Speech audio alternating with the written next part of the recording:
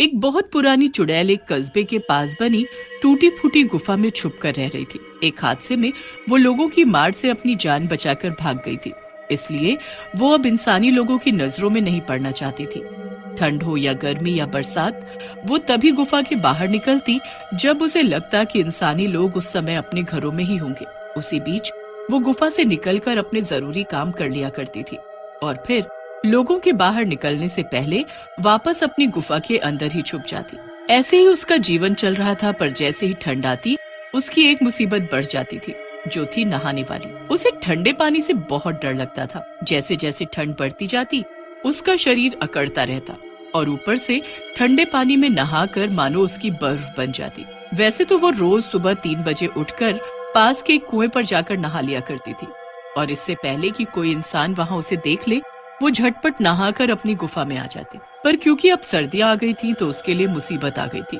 रोज की तरह आज भी 3 बजे सुबह चुड़ैल कुएं पर नहाने जाती है। अरे बाप रे, कितनी ठंड पड़ रही है। मेरा तो मन ही नहीं होता नहाने का। लगता है जैसे कश्मीर शिमला सब यहीं उठकर आ गया हो। भगवान जाने ये इंसानी लोग कैसे रोज नहा लेते हैं, वो भी इतनी ठंड में। ना बाबा ना, मेरे बस की नहीं है रोज रोज नहाना। अब तो मेरा नहाने का मुहूर्त तभी निकलेगा जिस दिन धूप आएगी या फिर सीधा गर्मियां आएंगी तब। चुड़ैल नहाने के लिए कुएं के पास गई तो थी और उसने एक बाल्टी भरकर पानी भी निकाल लिया था, पर जैसे ही उसने ठंडे पानी से भरी बाल्टी में अपनी एक उंगली डुबोई, उसकी सिट्टी पिट्टी गुल हो गई। आज फिर वो बिना नहाए ही वापस अपनी गुफा में आ गई और ठंड से कुरकुराती हुई वापस अपनी रजाई में घुसकर सो गई। धूप सर पर चढ़ाती है। दोपहर के 12 बज जाते हैं, तब चुड़ैल की नींद भूख से खुलती है। अरे वाह, ये ठंड के मौसम में सौंधी सौंधी धूप की किरणें, कितना अच्छा लग रहा है। काश की सुबह नहाने के वक्त भी धूप ऐसी ही रहा करे, पर ये तो हो ही नहीं सकता ना, क्योंकि सूरज तो अपने समय से ही निकलेगा और इस समय मैं बाहर जा नहीं सकती। ऊपर से भूख भी बहुत लग रही है। चलो कुछ खा लेती हूँ पहले। फिर चुड़ैल कुछ फल खाकर अपनी भूख शांत करती है और रात होने का इंतजार करने लगती है। क्या करूं, मैं तो बोर होने लगी हूँ। रोज के रोज पूरा दिन गुफा में घुसे रहो। अब तो जब रात होगी और लोग अपने अपने घरों में सो रहे होंगे तभी मेरा बाहर जाना हो सकता है। इधर चिंटू की मम्मी चिंटू को 1 घंटे से आवाज लगा रही थी। अरे चिंटू, कब से पानी गर्म हो रहा है, आके नहा ले अब तो, या पूरा हफ्ता ऐसे ही निकालना है बिना नहाए। भगवान जाने कौन से ऐसे कर्म किए थे मैंने जो ऐसी निकम्मी औलाद मिली मुझे।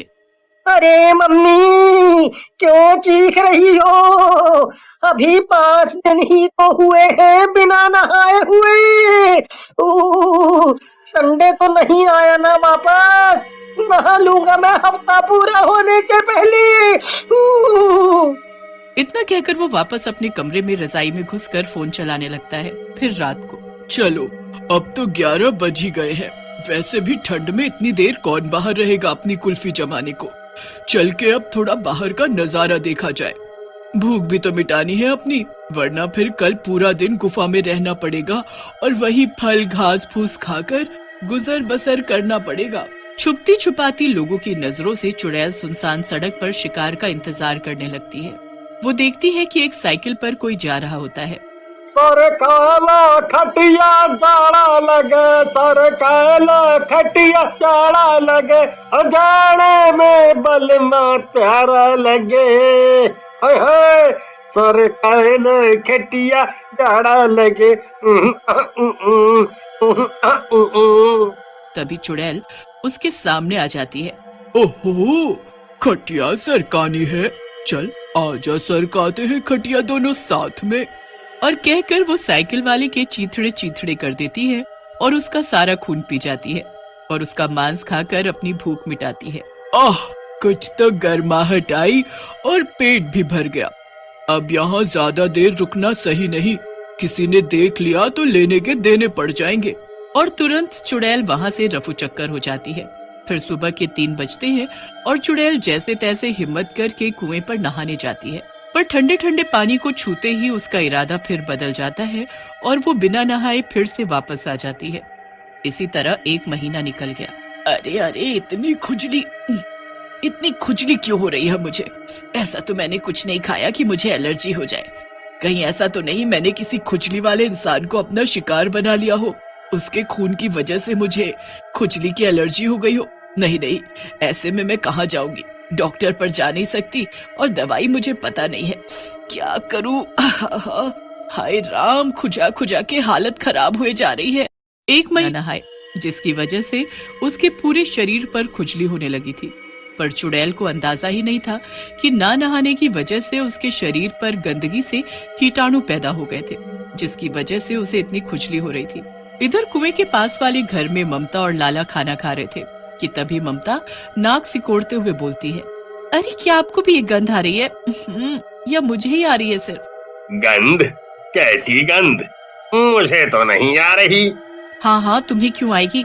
जो खुद ठंड का बहाना बनाकर हफ्तों न नहाए, उसे तो वैसे भी आदत हो जाती है गंध की। तो तुम्हारी नाक को तो वैसे भी आदत रहती है सर्दी भर इस गंध की।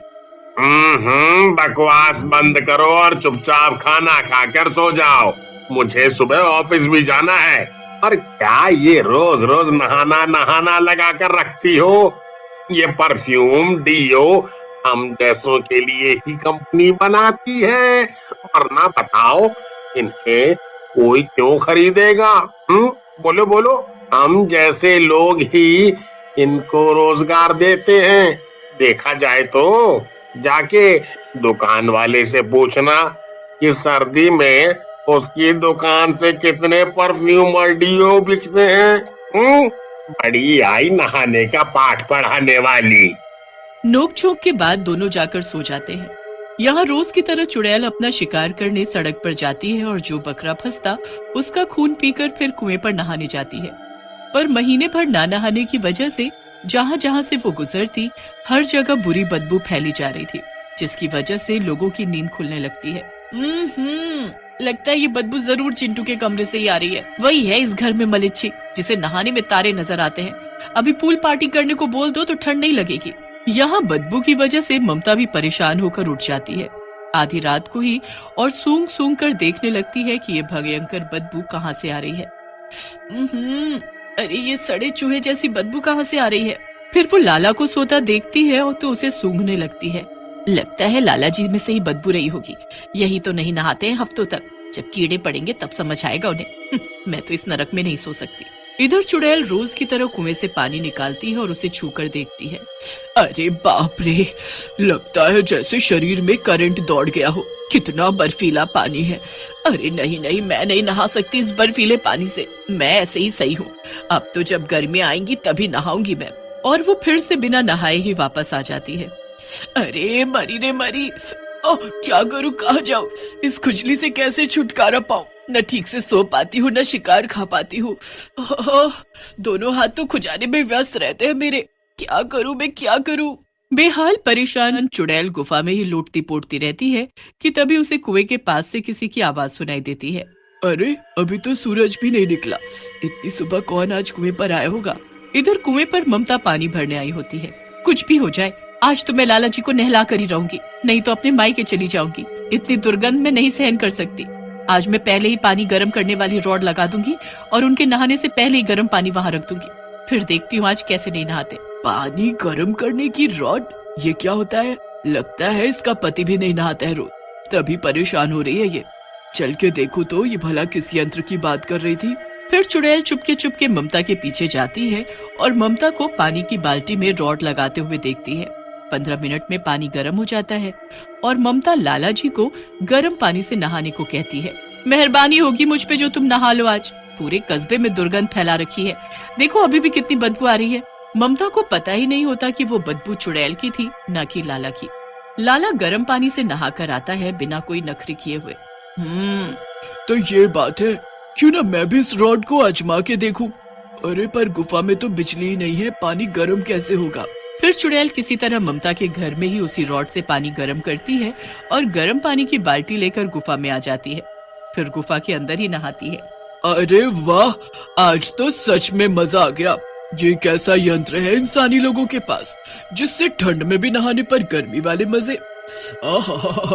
आज महीनों बाद नहाकर कितना सुकून मिल रहा है। तभी चुड़ैल नोटिस करती है कि उसकी खुजली भी बंद हो गई है। लगता है ना नहाने की वजह से ही खुजली हो रही थी मुझे।